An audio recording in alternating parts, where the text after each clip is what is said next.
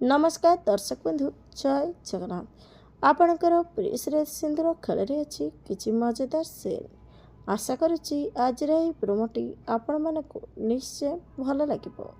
दर्शक बंधु घर परिवार समस्त सामने पुनीत रश्मि को कहे तो हजबैंड को लगुच ना सी गोटे राजा पलटि जाइए तो ठीक अच्छे मु आज ये तोते तोर औकात देखाऊँगी।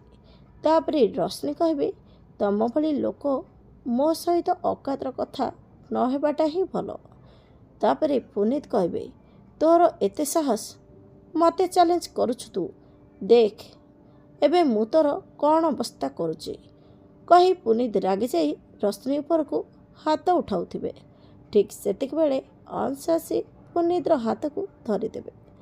हेले दर्शक बंधु आपण को आज प्रोमो देखि केमिति लागला कमेंट माध्यम जणातु। आज राति 8टारे देखंतु आपणकर प्रिय सीरियल सिंदूर खेल।